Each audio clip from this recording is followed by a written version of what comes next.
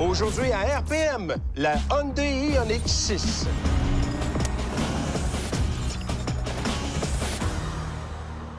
Avec la Ioniq 6, Luc Olivier, Hyundai apporte vraiment quelque chose de différent en termes de design. Oui. Ça ne ressemble pas à un Ioniq 5. Non. Ni aux autres modèles de la gamme Hyundai. Ni à n'importe quoi d'autre, en fait, dans l'ensemble de l'industrie. Et c'est ce qui le rend si intéressant d'un point de vue de design, selon moi. Oui. En 2020, Hyundai est avec le concept Prophecy. Tout le monde a fait, voyons, ils font jamais ça. Bien, ils l'ont fait Ben oui. et ça a donné la Ioniq 6. Oui. Personnellement, je crois que c'est un des designs les plus frappants de sa génération. C'est Dans pas les peu 10 dernières années, on a rarement vu un véhicule qui arrive avec de quoi d'aussi audacieux et assumé. Moi, j'aime ça. D'ailleurs, ça crée beaucoup de réactions. Les Oui. gens, c'est un genre de véhicule qu'on aime ou on n'aime pas. Oui, tout à C'est fait. vraiment polarisant. Et moi, je remarque, puis on les voit très bien parce qu'ils sont allumés actuellement, les petits cubes ici dans les phares à l'avant, caractéristiques des modèles électriques. Bien, électrique, mais ça s'étend aussi dans d'autres modèles, notamment avec la nouvelle génération du Santa Fe qui va arriver pour l'année modèle 2024. Donc, les pixels deviennent vraiment la nouvelle signature du côté du constructeur coréen. Et ce qui est le fun, c'est qu'on joue avec ça littéralement. On n'impose plus une grille de calandre ou une forme spécifique au constructeur. On s'éclate en matière de design et ça donne des produits comme le Ioniq 6. Et quand je regarde ça, je vois un design vraiment très affûté, très fluide. Et ça paraît dans le coefficient de traînée qui est vraiment très bon. Oui. 0.22 pour ce qui est des versions qui ne sont pas avec l'ensemble Ultimate, dû au fait qu'on a des jantes de 18 pouces. Oui. L'ensemble Ultimate, jantes de 20 pouces, dont le design est totalement réussi, selon moi. Malheureusement, on a une perte au niveau de l'aérodynamisme. On passe à 0.24,6, mais ça demeure impressionnant. Bon. Oui, effectivement. Donc, pas de grille de calandre à l'avant. Rien de ça.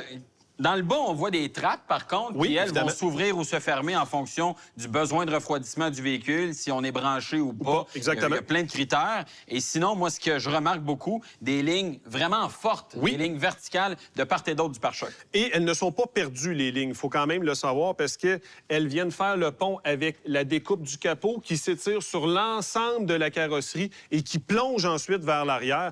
Donc, on voit qu'il n'y a aucune ligne qui est perdue sur la carrosserie d'une Ioniq 6. Et selon moi, c'est une des caractéristiques qui fait qu'on a un design qui est affirmé et qui est réussi. Il y a une affaire qui m'accroche.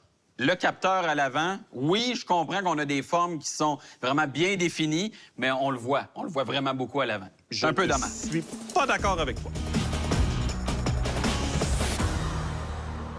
Sur le côté, Luc Olivier, moi, je remarque immédiatement dans le bas une applique noire qui remonte derrière la porte arrière et qui se prolonge dans le pare-choc.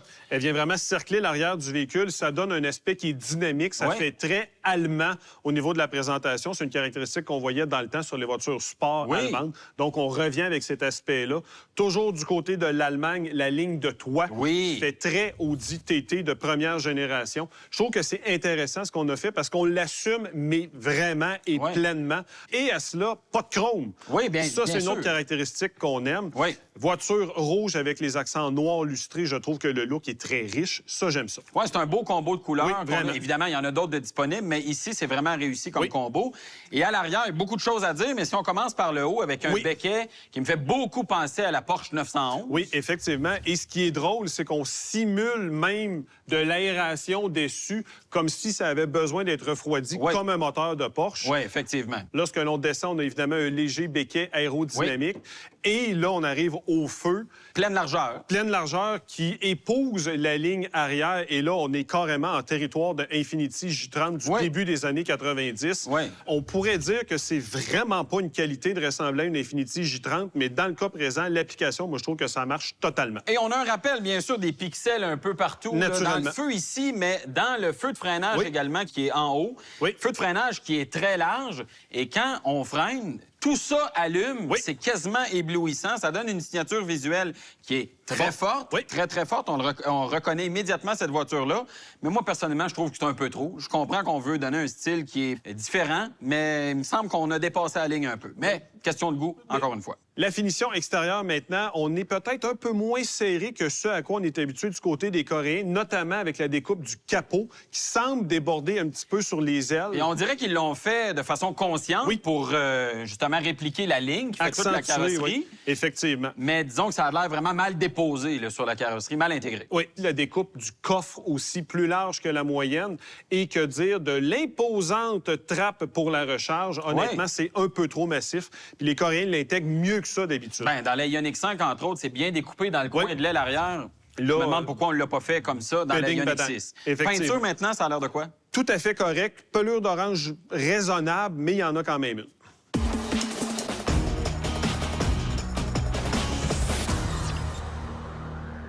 Quand on voit la Ioniq 6, on comprend que l'accès à bord sera pas facile et c'est vraiment le cas. La voiture est basse, l'arc de toit est compromettant et à cela, ajouter un seuil de porte qui est très large. Donc, franchement, c'est pas facile. Une fois en position, par contre, vous allez découvrir des sièges qui sont, somme toute, corrects. L'assise est peut-être un peu courte, mais au niveau des supports lombaires, franchement, c'est totalement réussi. Sachez que pour avoir droit à du cuir dans la Ioniq 6, vous devez prendre l'ensemble Ultimate, sinon vous aurez uniquement du tissu. Visibilité, maintenant, bon, là, il n'y a pas de secret pour personne ici. C'est très ordinaire, particulièrement à l'arrière. La lunette est très large, mais elle est très mince. Les angles morts aux 3/4 arrière sont évidemment épouvantables. Et vers l'avant, grosse base de pilier A et le pavillon de toit s'avance. Donc, clairement, on n'achète pas une Ioniq 6 pour voir dehors. Ça, c'est certain. Le volant, maintenant, personnellement, je le trouve affreux, littéralement. On dirait qu'il est à l'envers dû à la configuration du moyeu. À cela, ajouter un petit aspect plutôt kitsch. 4 petites lumières qui allument le soir. Honnêtement, pourquoi? C'est même pas le logo de Hyundai. Mais les commandes, elles sont faciles à utiliser. Ça, c'est une caractéristique qui est intéressante. Et vous avez le bouton pour ce qui est des différents modes de conduite. La version Ultimate vient avec un affichage tête haute. Par la suite, au niveau de l'instrumentation principale, on est à 12,3 pouces. Même chose que d'habitude du côté des Coréens. On a différents tableaux, mais on ne peut pas vraiment jouer avec l'aspect esthétique. C'est un peu toujours la même chose. Et ça, je trouve ça déplorable parce qu'on n'optimise pas l'utilisation d'un écran numérique. Et ça, c'est plate. Maintenant, la partie centrale du tableau de bord, on a un autre écran de 12,3 pouces. C'est un classique. Même critique qu'on fait d'habitude avec les produits coréens. Il n'y a pas de distinction entre les différentes couleurs pour les différentes tuiles. Et ça, moi, ça m'agace. Ça devrait être réglé. C'est un problème qui se gère facilement, mais clairement, on ne veut rien comprendre du côté des Coréens à ce chapitre-là. Heureusement, très clair au niveau de l'image graphique. Le design graphique aussi est correct. Présentation pour ce qui est des commandes de climatisation. Contrairement à d'autres produits coréens où on peut interchanger l'interface, ce n'est pas le cas ici. On a les commandes pour ce qui est du système multimédia et en dessous, celles pour ce qui est de la climatisation. C'est simple et efficace. Ça, je trouve que c'est bien fait. Au niveau de la console, étant dans une voiture électrique, on dirait que les Coréens s'amusent à faire un spectacle à chaque fois. On se souvient, dans la Ioniq 5, c'était même coulissant. Ici, c'est fixe, mais très étroit. On a une plaque de recharge par induction pour le côté pratique de la chose. Mais si vous voulez utiliser Apple CarPlay, vous devez obligatoirement brancher votre téléphone. On est en 2023. Est-ce qu'on peut arriver avec une connexion sans fil, s'il vous plaît? Ensuite, vous avez les traditionnels porte-gobelets. Et petit clin d'œil aux années 80 dans les voitures sportives, les commandes pour les glaces sont intégrées dans la portion centrale, de même que pour ce qui est du verrouillage des portières, ce qui nous permet d'avoir un design, justement, des portières qui est complètement épuré. Et ça, je trouve que ça fonctionne bien. Au niveau du rangement, on a beaucoup d'espace sous l'espèce de pont, qu'on pourrait dire. Vraiment, ça, c'est génial. Dans la coudoir aussi, beaucoup de place. Même chose dans le coffre à gants. Et que dire des vides-poches qui sont gigantesques dans les portières. Donc ça marche. Au niveau de la présentation générale, maintenant, vous avez certainement remarqué qu'on a 2 oreilles de Capitaine Spock au bout du tableau de bord. Eh bien, c'est qu'en Europe, ce sont des moniteurs qui sont là puisque le véhicule n'a pas de rétroviseur. Ce sont des caméras. Donc, en Europe, ce seraient des petits moniteurs qui serviraient de rétroviseur. Malheureusement, ce n'est toujours pas légal au Canada. De manière générale, la finition, elle est très bonne. On est dans la norme du côté des produits coréens. On a, dans la version Ultimate, un système de son à 8 haut-parleurs Bose, 64 choix de couleurs pour ce qui est de l'éclairage d'ambiance. J'aime tout particulièrement ce qu'on a fait au niveau de l'aménagement de la portière, qui est très épuré, notamment avec l'éclairage d'ambiance qui reflète sur les espèces de petites vagues. Et que dire de ce gros grillage aussi de haut-parleurs qui vient vraiment habiller et texturer la portière. Donc, je trouve ça totalement réussi.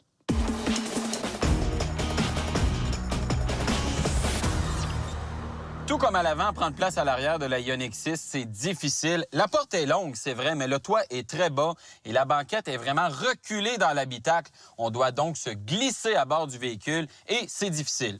La banquette, en plus, elle est basse, vraiment positionnée très basse.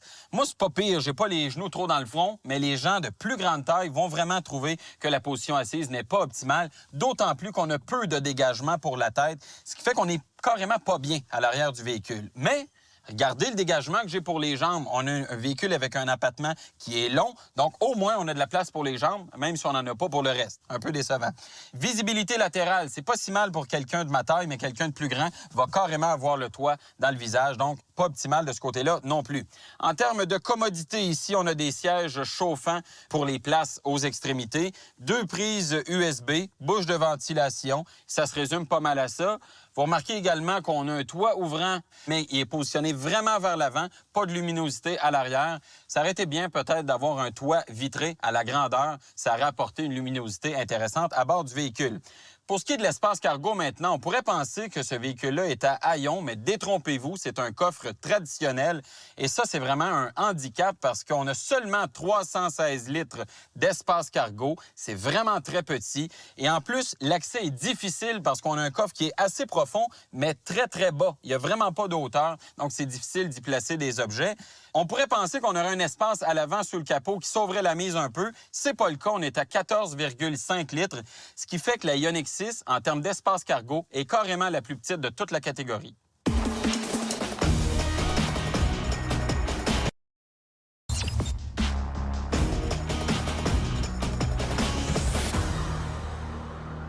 Merci beaucoup, Michael. Luc-Olivier, tu sais très bien que les performances sur la piste des véhicules électriques sont rarement un problème. Du moins l'accélération. Effectivement. On a testé l'année dernière la Ioniq 5. Cette année, Ioniq 6 avec la même mécanique. Même affaire. On va voir quel sera le point de comparaison. Bien, lui, il est plus aérodynamique. Oui. Est-ce qu'il va mieux perforer le vent? C'est ce qu'on va savoir.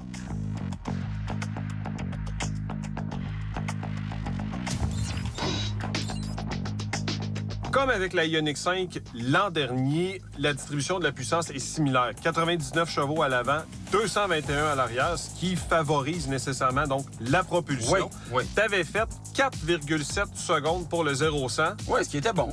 Oui. Mode sport activé. Oui. Go! Ouais. Ça pousse! C'est une des beautés de l'électrification. De la puissance, il y en a. Mais sais-tu, on a vraiment un gros coup au départ. On est vraiment projeté dans le siège. C'est pas compliqué. C'est le cas de le dire. Il n'y a pas d'autre façon de l'expliquer. Oui. Mais après ça, la puissance est vraiment livrée en douceur. Oui. À un point tel que moi, ça me donnait un peu l'impression que la puissance était relâchée. Mais le temps est de combien? 4,6.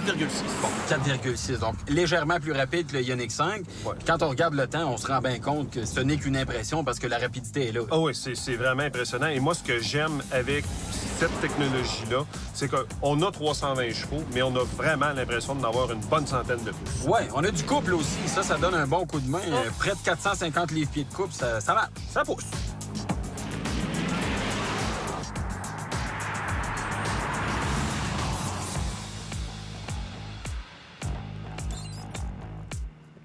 Samuel, à l'accélération, clairement un tempérament sportif. On va voir maintenant au freinage si ça se reproduit. On a un véhicule quand même assez lourd, mais le poids est contenu très bas dans le véhicule à cause de la batterie. Oui. L'empattement est long. Oui. Ça risque de nous aider. Ça devrait nous aider. On le train avant, au niveau de l'ABS, ça travaille quand même assez fort. Oui, ça travaille fort. Ça travaille quand même assez fort. Ouais. Comme tu as fait mention avec l'empattement qui est long, la position de la batterie et la certaine fermeté au niveau des suspensions, le véhicule demeure très stable. Oui. À peu près pas de louvoiement aussi, vraiment très, très linéaire au niveau de son comportement. Oui. Excellente sensation au niveau du pédalier. On sent qu'on peut le moduler. Ça, c'est quelque chose qu'on aime avec une voiture, avec un tempérament un peu sportif. Et une caractéristique qui est encore plus intéressante, la distance de freinage, on est à 37,8 mètres. C'est bon. Donc, on est vraiment en territoire d'une voiture avec un tempérament sportif. Bien sûr.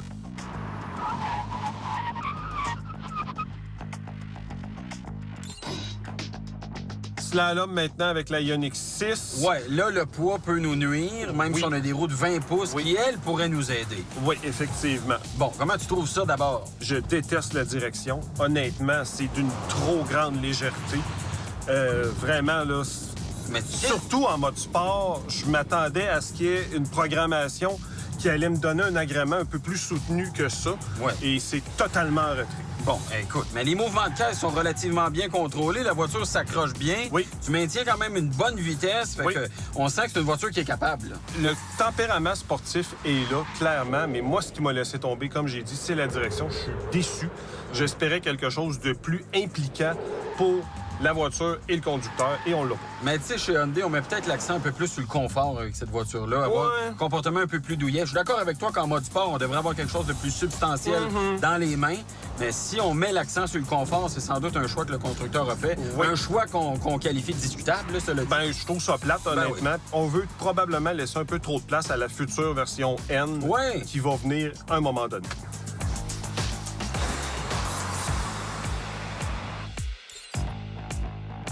Évitement d'obstacle à 90 km/h. Oui, mouvement de suspension assez bien contrôlé. Freinage, ça marche bien aussi. C'est peut-être la direction là, qui va te laisser tomber. Ben écoute, elle est très, très légère. Oui. Fait qu'on va voir ce que ça va donner dès maintenant. 90. Oh! Monsieur. Oh! Survirage 2 fois plutôt qu'une. Oui. Et j'ai même accroché l'obstacle principal. Avec l'arrière du véhicule. Avec l'arrière du véhicule, il faut quand même le faire. Oui. Distance de freinage aussi qui est, pour ce que c'est, un peu long. Honnêtement, c'est une voiture avec un tempérament sportif et on l'a vu au freinage régulier. La distance était somme toute courte. Là, je trouve ça un peu long. Mais ce que je m'explique mal, c'est vraiment le survirage du train arrière parce qu'on a quand même des pneumatiques d'une bonne dimension. Oui, bonne qualité du Pirelli, d'ailleurs, qui fonctionne bien là, avec ce véhicule-là. Fait qu'écoute, selon moi, c'est un échec. Oui, mais il reste que tu es parvenu à garder le contrôle du véhicule. Il a demeuré quand même assez stable, facile, prévisible dans son comportement. Totalement. Mais hélas, le véhicule a accroché l'obstacle, donc ça marche pas. Mais non.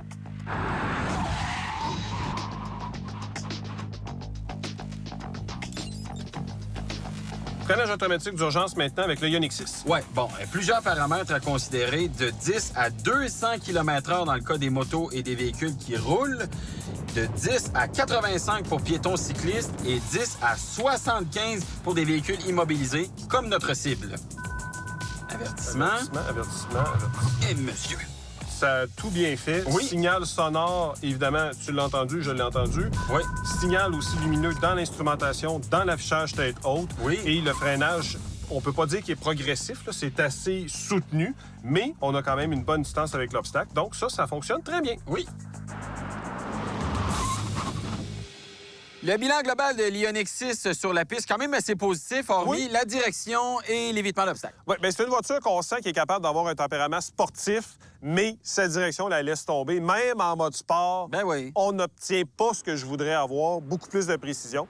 Et évidemment, on n'a pas le choix de parler à l'évitement d'obstacles. Le petit coup de rein sur l'obstacle dû au survirage du véhicule, dû nécessairement au poids, malgré le fait qu'on ait des bons pneus. Effectivement. Donc, on vise le confort et c'est exactement ce qu'on va aller évaluer sur la route.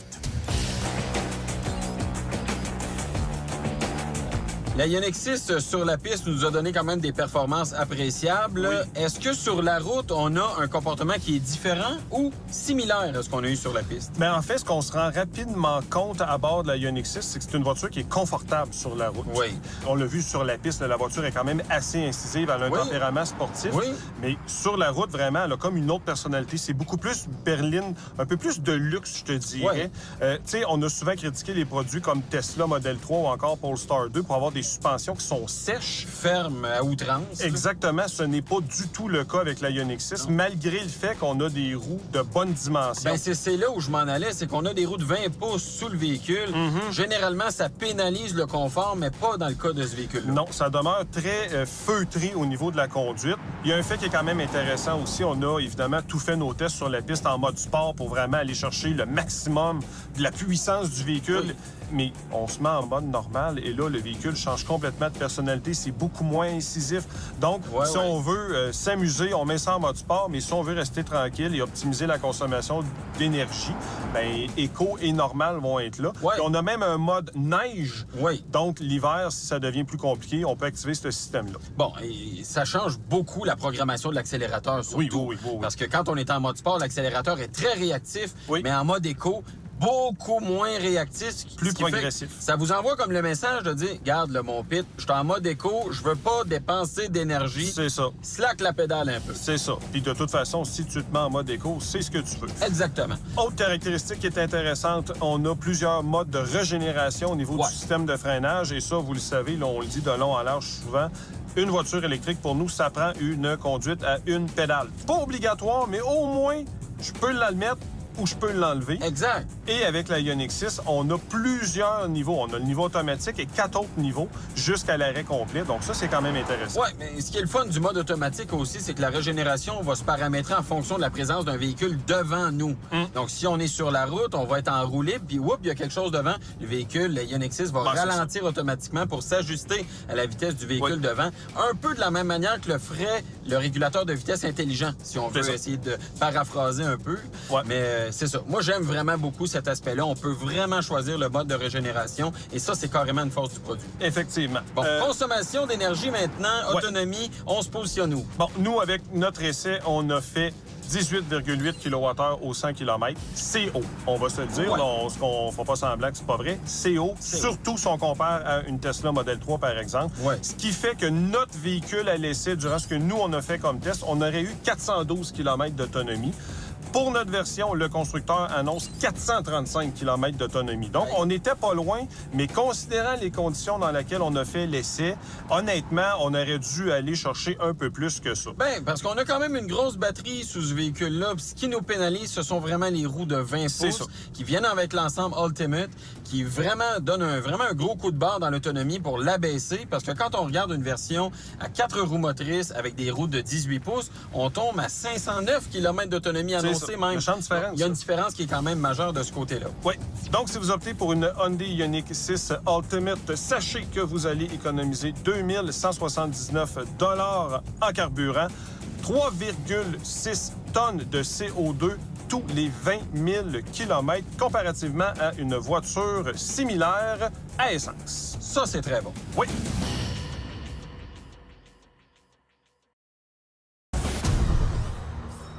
Les pour et les contre. Oui, forte capacité de recharge, ça, on aime beaucoup ça. Puissance et performance de la motorisation et le comportement routier sur la route. Du côté des points négatifs, maintenant, direction un peu trop légère, volume de coffre qui est vraiment un handicap. Et évidemment, le petit coup d'anche sur l'évitement d'obstacles qu'on a bien de la misère à digérer. Recommandation d'achat? Bien, compte tenu du fait, la conclusion, elle est relativement facile dans le sens qu'on a du recul à cause de la présence de la Hyundai Ioniq 5 depuis près de 2 ans maintenant, Kia V6, Genesis GV60. Qu'on met toutes dans le même panier maintenant. Qu'on met toutes dans le même panier et on en profite justement pour faire le retour sur ces véhicules-là. On vous avait dit à l'époque, on attend, mais maintenant, on approuve ces véhicules-là. C'est des véhicules qu'on recommande compte tenu de la fiabilité qui s'est avérée bonne sur notre marché depuis justement déjà 2 ans. Bien sûr, c'est des produits qui sont très technologiques, on continue de les avoir à l'œil, mais disons que ça regarde bien pour le moment. Oui, on va les avoir à l'œil vraiment très intensément. Oui, parce que... il y a la réputation du constructeur. La réputation du constructeur et l'ensemble de la stratégie des constructeurs coréens repose sur cette plateforme-là. Donc, véhicule extrêmement important. Une plateforme très importante.